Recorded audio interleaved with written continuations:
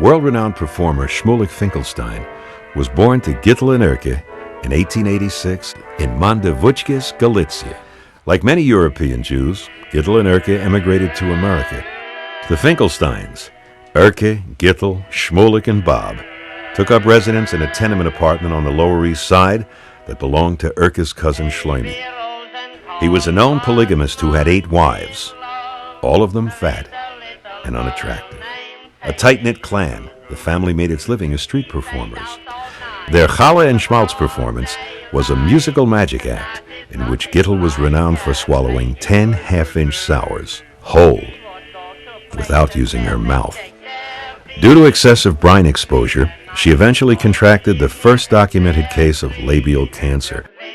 This ailment is now known in the medical world as Finkelstein ovarian labial disease, or folds. There have only been 2 other reported cases of folds, and both involve the same pickled vaginal phenomenon. Shmulik, who had a relatively uneventful childhood, showed a proclivity for music at an early age. When he was 17, he formed the now seminal Yiddish power pop group, the Shmulik Finkelstein 5.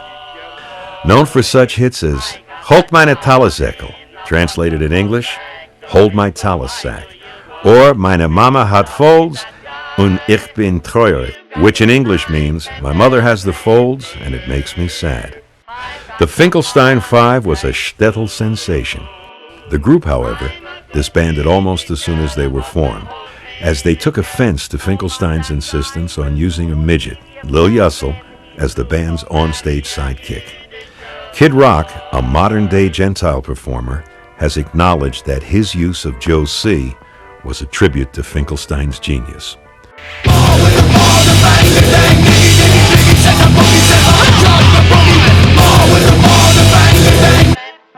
For a few months, an aimless Shmulik kicked around the Lower East Side. In addition to a short stint as a horse poisoner, Shmulik had an epiphany.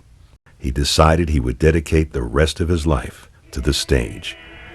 Shmulik starred in such noted plays as 3 Jewish Brides and Some Indian Chick, Pancho Villa versus Excalibur, or P versus E.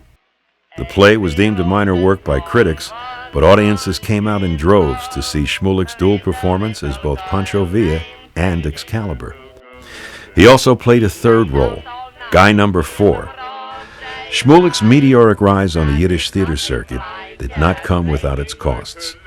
He was soon introduced to the darker side of the music biz, in the form of the beloved blues act, Mangoes and Milk. And when we say darker, we are not referring to skin color.